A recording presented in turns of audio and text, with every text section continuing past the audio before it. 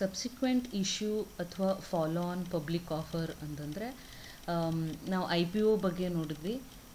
Initial public offer, that is the initial. ಒಂದು company first time ಶೇರ್ಸ್ನ issue ಮಾಡ್ತಾ ಇದೆ ಅಂದಾಗ ಅದನ್ನು ಇನಿಷಿಯಲ್ ಪಬ್ಲಿಕ್ ಆಫರ್ ಅಂತ ಹೇಳ್ತೀವಿ. ಆದರೆ ಸಬ್ಸಿಕ್ವೆಂಟ್ ಇಶ್ಯೂ ಅಥವಾ ಫಾಲೋ ಆನ್ ಪಬ್ಲಿಕ್ ಆಫರ್ ಅನ್ನೋದಕ್ಕೆ ಏನು ಕಾರಣ ಅಂದರೆ, ಫಸ್ಟ್ ಟೈಮ್ ಅಲ್ಲ ಇದು, it is subsequent, next time, ಅದ್ರ ನೆಕ್ಸ್ಟ್ ಟೈಮ್, ಅದ್ರ ನೆಕ್ಸ್ಟ್ ಟೈಮ್ ಅಂತ ಏನು ಹೇಳ್ತೀವಿ, ಆವಾಗ ಇದನ್ನು ಸಬ್ಸಿಕ್ವೆಂಟ್ ಇಶ್ಯೂ ಅಂತ ಹೇಳ್ತೀವಿ. ಯಾವುದೋ ಒಂದು company, can take an example of Infosys ಅಂದ್ಕೊಳ್ಳೋಣ. Infosys already as a I P O ಯಾವಾಗಲೂ ಮಾಡಿ ಅದು ಶೇರ್ಸು ಸ್ಟಾಕ್ ಎಕ್ಸ್ಚೇಂಜಲ್ಲೂ ಅದು ಡೀಲ್ ಆಗ್ತಾ ಇದೆ. ಬಟ್ ಅದೇ ಇನ್ಫೋಸಿಸ್ ಇನ್ನೂ ಒಂದಷ್ಟು ಕ್ಯಾಪಿಟಲ್ನ ಏನು ಜನಗಳಿಂದ ತಗೋಬೇಕು, ಅಥವಾ it want to issue more shares to the people, it need more capital for its establishment ಅಂತ ಏನೋ ಒಂದು ತಗೊಂಡಾಗ, ಎಕ್ಸಾಂಪಲ್ ತಗೊಂಡಾಗ, ಆವಾಗ ಏನಾಗುತ್ತೆ, ನೆಕ್ಸ್ಟ್ ಅವರು ಇನ್ನೊಂದಷ್ಟು ಇಶ್ಯೂ ಮಾಡ್ತಾರೆ ಶೇರ್ಸ್. ಆ ಇಶ್ಯೂ ಶೇರ್ಸ್ನ ನಾವು ಸಬ್ಸಿಕ್ವೆಂಟ್ ಇಶ್ಯೂಸ್ ಅಂತ ಹೇಳ್ತೀವಿ, ಅಥವಾ ನೆಕ್ಸ್ಟ್ ಅದು ಫಾಲೋ ಆನ್ ಶೇರ್ಸ್ ಅಂತಲೂ ಹೇಳ್ಬೋದು. Okay, let us read this. A company whose shares are already listed in stock exchange may think of generating some of finance by issuing equity shares. ಇನ್ನೂ ಒಂದಷ್ಟು capital generate ಮಾಡಬೇಕು ಅಂದ್ಕೊಂಡಾಗ ಆವಾಗ ಒಂದಷ್ಟು ಮತ್ತೆ ಶೇರ್ಸ್ನ ಇಶ್ಯೂ ಮಾಡುತ್ತೆ. This refer to as a subsequent issue or follow on public offer. Next ಅದು ಮತ್ತೆ ಇಶ್ಯೂ ಮಾಡೋದಕ್ಕೆ ಸಬ್ಸಿಕ್ವೆಂಟ್ ಇಶ್ಯೂ ಅಂತ ಹೇಳ್ತಾರೆ. And F P O, that is follow on public offer, is essential stock issue of supplementary shares made by company that is already publicly listed and gone through the IPO process. ಯಾವ ಕಂಪನಿಗಳು ಅಂದರೆ already I P O process ಆಗಿರೋ ಅಂಥ ಕಂಪನಿಗಳು next supplementary, next ಶೇರ್ಸ್ನ issue ಮಾಡೋಕ್ಕೆ ಇದು ಹೊರಟಿದೆ, ಅಂಥದಕ್ಕೆ ನಾವು ಎಫ್ ಪಿ ಒ ಅಂತ ಹೇಳ್ತೀವಿ. F P Os are popular methods for companies to raise additional equity capital in the capital market through a stock issue. This is a popular method to capital ತಗೊಳ್ಳಿಕ್ಕೆ, ಮಾರ್ಕೆಟಿಂದ ನಾವು ಮತ್ತೆ ಕ್ಯಾಪಿಟಲ್ನ ತಗೊಳ್ಳಿಕ್ಕೆ, this is a popular way, again issue the share. And public companies can also take advantage of FPO issuing an offer for sale to investors which is made through an offer document. ಮೊದಲೇ ಅದು offer ಡಾಕ್ಯುಮೆಂಟಿಂದ ಮತ್ತೆ ಅದು ಇನ್ವೆಸ್ಟರ್ಸ್ಗೆ follow on public offer ಮಾಡ್ತಾರೆ. F P Os should not be confused with I P Os. I P Os ಜೊತೆ F P ಒ confuse ಮಾಡ್ಕೋಬಾರ್ದು ಅಂತ ಹೇಳಿದರೆ, ಯಾಕೆಂದರೆ ಇನಿಷಿಯಲ್ ಐ ಪಿ ಒ ಏನು, this is a initial public offer. First time ಒಂದು company share ಮಾರ್ಕೆಟ್ಗೆ ಇಳಿತಿದೆ, ಶೇರ್ನ issue ಮಾಡ್ತಿದೆ ಅಂದಾಗ ಅದನ್ನು ಐ ಪಿ ಒಸ್ ಅಂತೀವಿ. ನೆಕ್ಸ್ಟ್ ಯಾವುದೇ ಅದೇ ಕಂಪನಿ ನೆಕ್ಸ್ಟ್ ಟೈಮ್, ಅದ್ರ ನೆಕ್ಸ್ಟ್ ಟೈಮ್ ಯಾವುದೇ ಒಂದು ಇಶ್ಯೂ ಮಾಡಿದಾಗ ಅದನ್ನು ಸಬ್ಸಿಕ್ವೆಂಟ್ ಅಂತ ಹೇಳ್ತೀವಿ. But there are some condition, ಸುಮ್ಮನೆ ಇದು ಇಶ್ಯೂ ಮಾಡೋಕ್ಕಾಗಲ್ಲ. There are some condition for the follow on public offer. Initial public ಆಫರ್ಗೆ ಒಂದಷ್ಟು ಕಂಡೀಷನ್ ಇರಲ್ಲ, ಈ ಥರ ಕಂಡೀಷನ್ಸ್. ಫಾಲೋ ಆನ್ ಪಬ್ಲಿಕ್ ಆಫರ್ಗೆ ಕಂಡೀಷನ್ಸ್ ಇರುತ್ತೆ. ಏನಪ್ಪ ಕಂಡೀಷನ್ ಅಂದರೆ, the company should be listed in stock exchange for at least 3 years.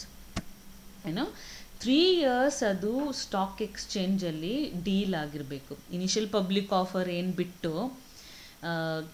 ಅದು ಸಬ್ಸ್ಕ್ರೈಬ್ ಆಗಿ ಶೇರ್ಸು ಅದು ಸೆಕೆಂಡ್ರಿ ಮಾರ್ಕೆಟ್ ಹೋಗುತ್ತಲ್ಲ, ಆ ಸೆಕೆಂಡ್ರಿ ಮಾರ್ಕೆಟ್, ಆ ಸ್ಟಾಕ್ ಎಕ್ಸ್ಚೇಂಜಲ್ಲಿ ಅದು 3 years ಅದು ಆ್ಯಕ್ಟಿವ್ ಆಗಿ ಇರಬೇಕು. 3 years ಇಲ್ಲ ಅಂತಂದರೆ ಅದು ಫಾಲೋ ಆನ್ ಸಬ್ಸಿಕ್ವೆಂಟ್ ಆಫರ್ ಮಾಡೋಕ್ಕಾಗಲ್ಲ.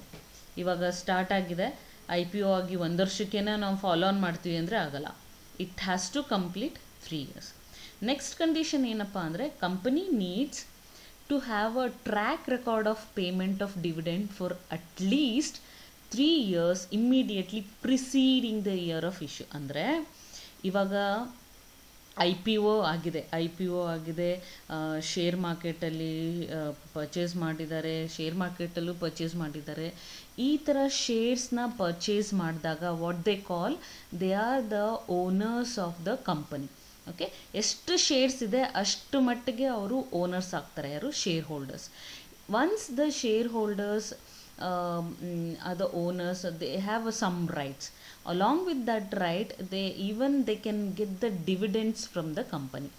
ಯಾವಾಗ ಡಿವಿಡೆಂಡ್ ಸಿಗುತ್ತೆ, when the company has issued, or you can say profit ಆಗಿದೆ, ಪ್ರಾಫಿಟಲ್ಲಿ ಒಂದಷ್ಟನ್ನ ಅವರು ಡಿವಿಡೆಂಟ್ ಆಗಿ ಡಿಸ್ಟ್ರಿಬ್ಯೂಟ್ ಮಾಡಿದ್ದಾರೆ. ಓಕೆ, ಈ ಥರ ಆ ಕಂಪನಿ 3 ವರ್ಷನಾರು ಡಿವಿಡೆಂಡ್ಸ್ನ ಶೇರ್ ಹೋಲ್ಡರ್ಸ್ಗೆ ಕೊಟ್ಟಿರಬೇಕು. ಇವಾಗ IPO 2014 ಆಗಿದೆ, 2015, 16, 17 ಕೊಟ್ಟಿದೆ, 18, 19 ಕೊಟ್ಟಿಲ್ಲ, 20ಗೆ ಮತ್ತೆ FPO ಮಾಡ್ತೀನಿ ಅಂದರೆ ಆಗಲ್ಲ. ಅವ್ರು ಏನು ಹೇಳಿದ್ದಾರೆ, it has to be at least 3 years immediately preceding the year of issue. ಇವಾಗ 2020 ಇದು FPO ಮಾಡ್ತೀವಿ ಅಂತಂದರೆ 2019, 2018, 2017 ಈ 3 ವರ್ಷ ಅವರು ಡಿವಿಡೆಂಡ್ ಕೊಟ್ಟಿರಬೇಕು. ಇಮ್ಮಿಡಿಯೇಟ್ಲಿ ಪ್ರಿಸೀಡಿಂಗ್, ಹಿಂದೆ 3 ವರ್ಷ ಅವರು ಡಿವಿಡೆಂಡ್ಸ್ನ ಈ ಶೇರ್ ಹೋಲ್ಡರ್ಸ್ಗೆ ಕೊಟ್ಟಿರಬೇಕು. ಮೊದಲು ಶೇರ್ಸ್ ಇಶ್ಯೂ ಮಾಡಿರ್ತೀವಲ್ಲ, ಆ ಶೇರ್ ಹೋಲ್ಡರ್ಸ್ಗೆ ಡಿವಿಡೆಂಡ್ನ ಇಶ್ಯೂ ಆಗಿರಬೇಕು. ಅಂಥ ಕಂಪನಿಗಳು ಮಾತ್ರ ನೆಕ್ಸ್ಟು IPOಗೆ ಎಲಿಜಿಬಲ್ ಆಗುತ್ತೆ. ಇಲ್ಲ ಇವರು ಡಿವಿಡೆಂಡ್ಸ್ ಕೊಟ್ಟಿಲ್ಲಪ್ಪ ಮತ್ತೆ IPOಗೆ ಹೋಗ್ತೀವಿ ಅಂದರೆ ಆಗಲ್ಲ, ಅಥವಾ ಸ್ಟಾಕ್ ಎಕ್ಸ್ಚೇಂಜಲ್ಲಿ ಲಿಸ್ಟ್ ಆಗಿಲ್ಲ ಅಂತಂದರೂ ಆಗಲ್ಲ. So this is the condition for FPO. The procedure for issue of equity share to a limited company is similar to that of an IPO. IPOದಲ್ಲಿ ನಾವೇನು ಪ್ರೊಸೀಜರ್ಸ್ ನೋಡಿದ್ವಿ, ಅದೇ ಪ್ರೊಸೀಜರ್ಸ್ನ ಇಲ್ಲಿ ಫಾಲೋ ಮಾಡಬೇಕಾಗುತ್ತೆ FPOನೂ. Same procedure. ಓಕೆ, ನಾವೇನು pre activity, management activity and post issue management activity ನಾವೇನು ನೋಡಿದ್ವಿ, ಅದೇ ಥರನೇ ಇಲ್ಲೂ ಮಾಡಬೇಕಾಗುತ್ತೆ FPOನಲ್ಲಿ. The company is having a free hand in fixing the price of subsequent issue. ಇಲ್ಲೇನಾಗುತ್ತೆ ಅಂದರೆ price of the shares will be fixed by the company. So they can have they can have their own call in fixing the price. That is called free hand. ಹೇಗೆ ಇವರು fix ಮಾಡ್ತಾರೆ ಅಂದರೆ, they have to take the average of 6 months. ಇವಾಗ 2020 ಡಿಸೆಂಬರಲ್ಲಿ ನನ್ನ company issue ಮಾಡಬೇಕು, FPO issue ಮಾಡಬೇಕು ಅಂದಾಗ 6 months back, from June to December ಎಷ್ಟು ಆ particular share, company particular share ಏನಿದೆ ಆ ಶೇರ್ಸ್ ವ್ಯಾಲ್ಯೂ ಎಷ್ಟಿದೆ ಅದನ್ನು ಆವ್ರೇಜ್ ಮಾಡಿಕೊಂಡು ಆಮೇಲೆ ಅದನ್ನು ಫಿಕ್ಸ್ ಮಾಡ್ಕೋತಾರೆ. ಯಾವುದು? A value of the share face value of the share per share ವ್ಯಾಲ್ಯೂನ ಫಿಕ್ಸ್ ಮಾಡ್ಕೋತಾರೆ.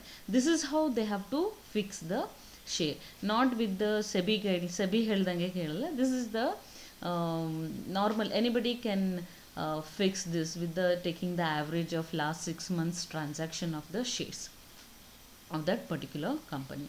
So ishtu ನಾವು FPO ಬಗ್ಗೆ ತಿಳ್ಕೊಂಡ್ವಿ, that is follow on public offer. These two conditions are very important for any FPO. FPO ಮಾಡಬೇಕು ಅಂದರೆ ಒಂದು stock ಎಕ್ಸ್ಚೇಂಜಲ್ಲಿ 3 years ಆಗಿರಬೇಕು, list ಆಗಿರಬೇಕು, ಮತ್ತು 3 years ಯಾವಾಗ ಲಿಸ್ಟ್ ಮಾಡ್ತಾರೆ ಅದಕ್ಕಿಂತ 3 years ಬ್ಯಾಕ್ ಅವರು ಡಿವಿಡೆಂಡ್ಸ್ನ ಕೊಟ್ಟಿರಬೇಕು ಶೇರ್ ಹೋಲ್ಡರ್ಸ್ಗೆ. Next right issue. First one IPO ನೋಡಿದ್ವಿ, ಅದ್ರ ಬಗ್ಗೆ ತಿಳ್ಕೊಂಡ್ವಿ. Next FPO, follow on public offer. The third in the primary market, right issue. Right issue ಅಂದರೆ ಇದುವೇ ಈಕ್ವಿಟಿ ಶೇರು, ಹೊಸ ಈಕ್ವಿಟಿ ಶೇರ್ ಇಶ್ಯೂ ಮಾಡ್ತಾರೆ.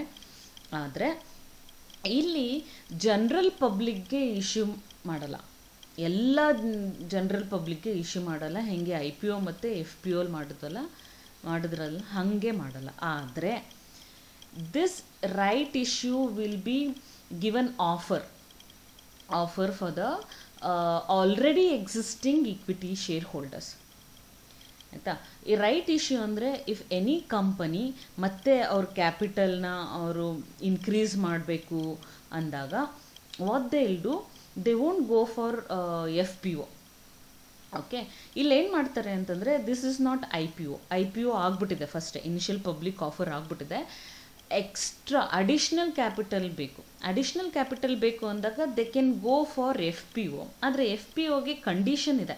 ಏನು ಕಂಡೀಷನು? ಒಂದು 3 years ಆಗಲೇಬೇಕು ಅಂತ ಕಂಡೀಷನ್ ಇದೆ. ಸ್ಟಾಕ್ ಎಕ್ಸ್ಚೇಂಜಲ್ಲಿ ಲಿಸ್ಟ್ ಆಗಿರಲೇಬೇಕು ಅಂತಿದೆ. ಆದರೆ ಇಲ್ಲೇನಾಗುತ್ತೆ, ರೈಟ್ ಇಶ್ಯೂನಲ್ಲಿ ಈ ಥರ ಕಂಡೀಷನ್ ಇಲ್ಲ. They can go for issue for as a right issue for the existing equity share holder. ಅದು ಒಂದು ಕಂಪನಿ ಇದೆ, ಕಂಪನಿ 1 lakh ಶೇರ್ನ ಇಶ್ಯೂ ಮಾಡಿಬಿಟ್ಟಿದೆ ಲಾಸ್ಟ್ ಇಯರು 1 lakh ಶೇರ್ನ ಇಶ್ಯೂ ಮಾಡಿದೆ. ಮತ್ತು ಅದು ಈ ವರ್ಷ ಇನ್ನೊಂದಷ್ಟು ಈಕ್ವಿಟಿ ಶೇರ್ಸ್ನ ಇಶ್ಯೂ ಮಾಡಬೇಕು ಅಂದ್ಕೊಂಡಾಗ they can't go for FPO, they can go for right issue. ಇಲ್ಲಿ 1 lakh ಶೇರ್ಸ್ನ ಇಶ್ಯೂ ಮಾಡಿದೆ, ಮೇ ಬಿ ಒಂದು 10,000 ಶೇರ್ ಹೋಲ್ಡರ್ಸ್ ಇದ್ದಾರೆ ಅಂದ್ಕೊಳ್ಳೋಣ. ಜಸ್ಟ್ ಇಟ್ಸ್ ಅ ಹೈಪೋಥಿಸಿಸ್, ಅಂದರೆ ಇಟ್ಸ್ ಜಸ್ಟ್ ಅಸಂಪ್ಷನ್. ಒಂದು 10,000 ಜನ ಈಕ್ವಿಟಿ ಶೇರ್ ಹೋಲ್ಡರ್ ಇದ್ದಾರೆ ಅಂದ್ಕೊಳ್ಳೋಣ. ಸೊ ಇಲ್ಲಿ 1 lakh ಈಕ್ವಿಟಿ ಶೇರ್ನ 10,000 ಈಕ್ವಿಟಿ ಶೇರ್ ಹೋಲ್ಡರ್ಸ್ಗೆ ಡಿಸ್ಟ್ರಿಬ್ಯೂಟ್ ಮಾಡಿದ್ದಾರೆ. So it depends on their proportion. ಒಬ್ರಿಗೆ 1000 ಇರ್ಬೋದು, ಒಬ್ರಿಗೆ 100 ಇರ್ಬೋದು, ಅಕಾರ್ಡಿಂಗ್ ಟು ದೇರ್ ಸಬ್ಸ್ಕ್ರಿಪ್ಷನ್ ಅವರು ಕೊಟ್ಟಿದ್ದಾರೆ ಅಂದ್ಕೊಳ್ಳೋಣ. ಸೊ ಇಲ್ಲೇನು ಮಾಡ್ತಾರೆ ಅಂತಂದರೆ, ರೈಟ್ ಇಶ್ಯೂನಲ್ಲಿ ನಮಗೆ ಎಕ್ಸ್ಟ್ರಾ ಕ್ಯಾಪಿಟಲ್ ಬೇಕು ಅಂದಾಗ ಆವಾಗ ಯಾರ್ಯಾರು ಈಕ್ವಿಟಿ ಶೇರ್ ಹೋಲ್ಡರ್ಸ್ ಇದ್ದಾರೆ, ನಮ್ಮ ಹತ್ರ 10,000 ಈಕ್ವಿಟಿ ಶೇರ್ ಹೋಲ್ಡರ್ಸ್ ಇದ್ದಾರೆ. ನಾವು ಆಲ್ರೆಡಿ 1 lakh ಈಕ್ವಿಟಿ ಶೇರ್ಸ್ನ ಇಶ್ಯೂ ಮಾಡಿ ಅದು ಪರ್ಚೇಸ್ ಆಗಿದೆ 10,000 ಜನದಿಂದ. ನಾವು ಇನ್ನೂ ಒಂದು 50,000 ಶೇರ್ಸ್ನ ಇಶ್ಯೂ ಮಾಡಬೇಕು ಅಂದ್ಕೊಂಡಿದ್ವಿ. ಆ 50,000 ಶೇರ್ಸ್ನ ಈ 10,000 ಜನಗಳಿಗೆ ಆಫರ್ ಮಾಡ್ತಾರೆ. ಆಫರ್ ಯಾವ ಥರ ಮಾಡ್ತಾರೆ ಅಂದರೆ, ಅವರು ಎಷ್ಟು ಪ್ರಪೋರ್ಷನ್ ಆಗಿದೆ ಅವ್ರ ಈಕ್ವಿಟಿ ಶೇರ್ ಹೋಲ್ಡರ್ ಎಷ್ಟಾಗಿದೆ. ಒಬ್ಬ 1,000 ತೊಗೊಂಡಿರ್ಬೋದು, ಇನ್ನೊಬ್ಬ 100 ತೊಗೊಂಡಿದ್ದಾರೆ ಶೇರ್ಸ್ ಅಂತಂದರೆ 1,000 ಶೇರ್ 1 lakhಗೆ ಎಷ್ಟಾಗುತ್ತೆ, 1% ಆಗುತ್ತೆ. 100 ಅಂತಂದರೆ 0.1% ಆಗುತ್ತೆ. ಸೊ ಇಲ್ಲಿ 50,000 ಈಕ್ವಿಟಿ ಶೇರ್ಸ್ ನಾವು ಮತ್ತೆ ರೀಇಶ್ಯೂ ಮಾಡಬೇಕು ಅಂತಂದರೆ 1% ವಿಲ್ ಬಿ 500. ಸೊ ಯಾರು ಇಲ್ಲಿ 1% ತೊಗೊಂಡಿದ್ದಾನೆ ಅಂದರೆ 1,000 ಶೇರ್ಸ್ ತೊಗೊಂಡಿದ್ದಾನೆ, ಅವನಿಗೆ ದ ಕಂಪನಿ ವಿಲ್ ಆಫರ್, ನಿನಗೆ 500 ಶೇರ್ಸ್ನ ಇಶ್ಯೂ ರೈಟ್ ಅಂತ ರೈಟ್ ಇಶ್ಯೂ ಅಂತ ನಾನು ನಿಮಗೆ ಆಫರ್ ಮಾಡ್ತೀನಿ, will you buy it. So it is ಹೇಗೆ ಅಂದರೆ, ಪರ್ಚೇಸ್ ಮಾಡ್ತೀರಾ ಅಂತ ಕೇಳೋದು. Yes I want to purchase ಅಂದರೆ then he will purchase. So ಅಲ್ಲಿಗೆ ಮುಗಿಯುತ್ತೆ.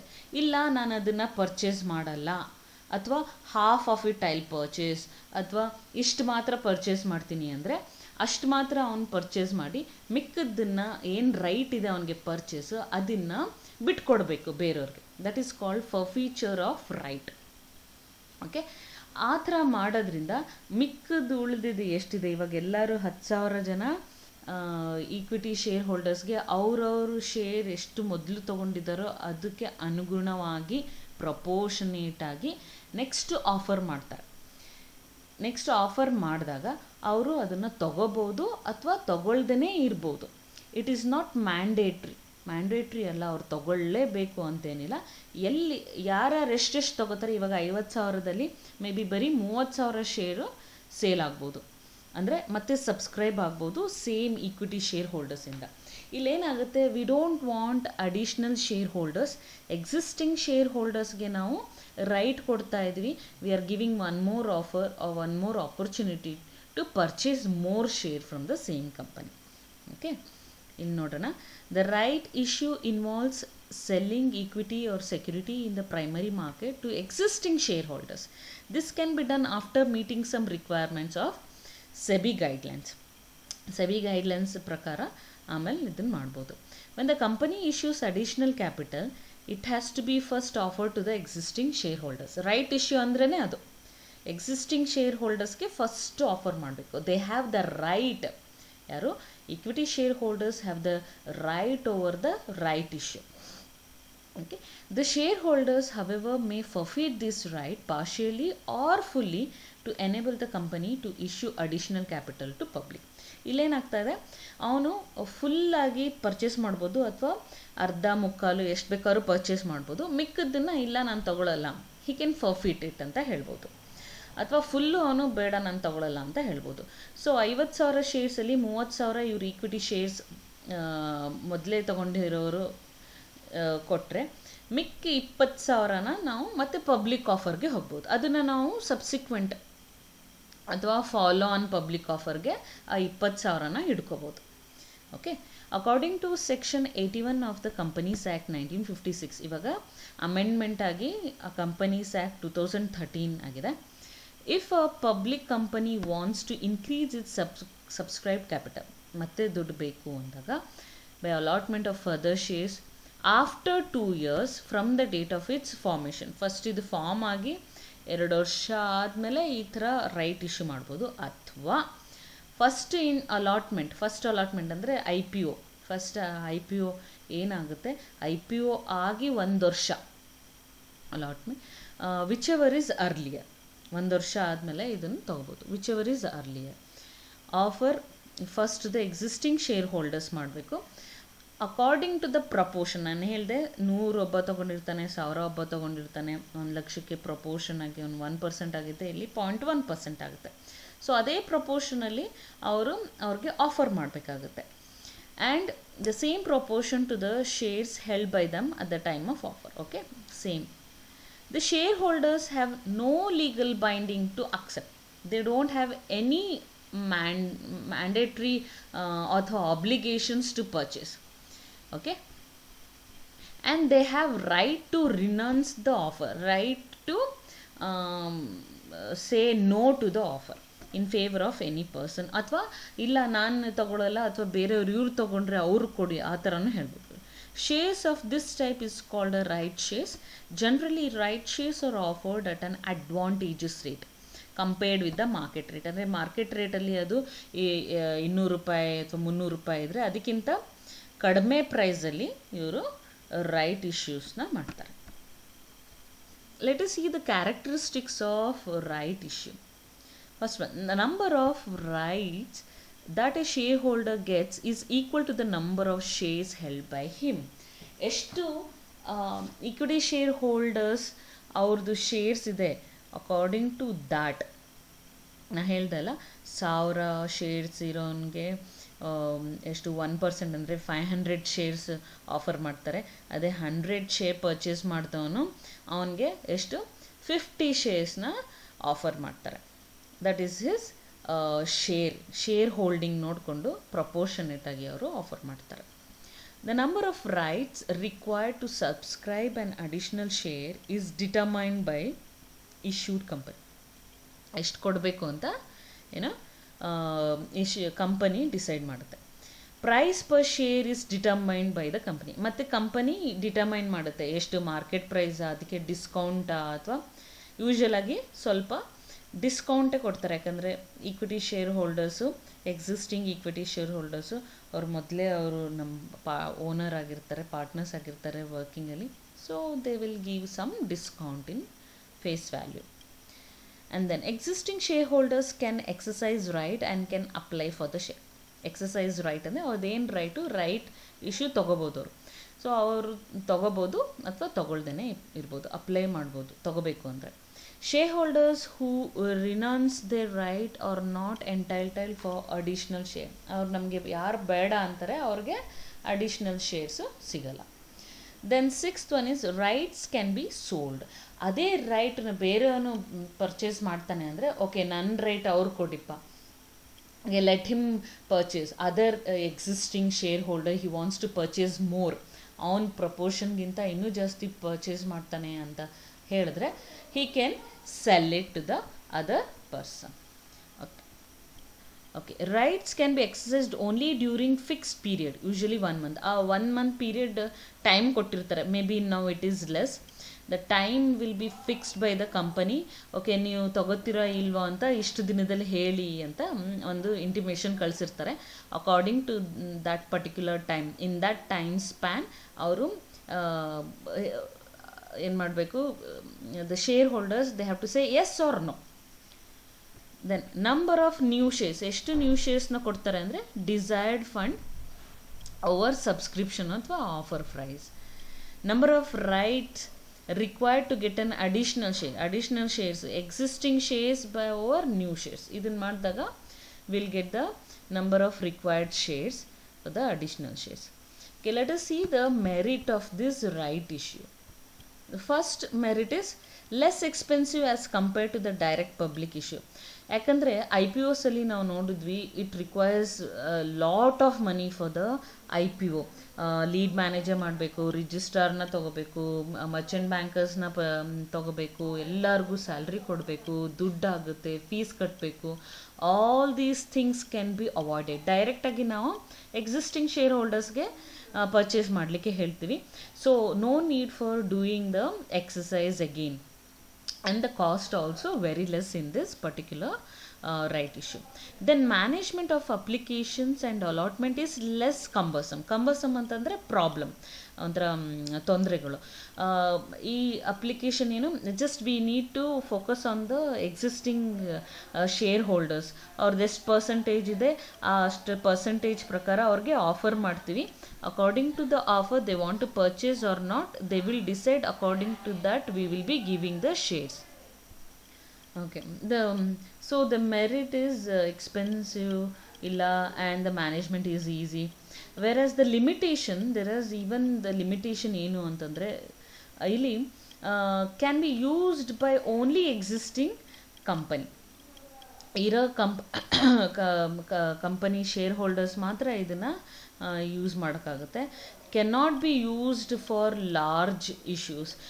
ಇವಾಗ ಸ್ವಲ್ಪ ಕಡಿಮೆ ಶೇರ್ಸ್ ಇದ್ದಾಗ ನಾವು ಈಕ್ವಿಟಿ ಶೇರ್ಸ್ ಹೋಲ್ಡರನ್ನ ಅಪ್ರೋಚ್ ಮಾಡ್ತೀವಿ. ಅದೇ ಜಾಸ್ತಿ ಶೇರ್ಸ್ನ ನಾವು ಇಶ್ಯೂ ಮಾಡ್ತೀವಿ ಅಂದ್ಕೊಂಡಾಗ ಅಲ್ಲೇನಾಗುತ್ತೆ, the equity share holders might not be willing to take it.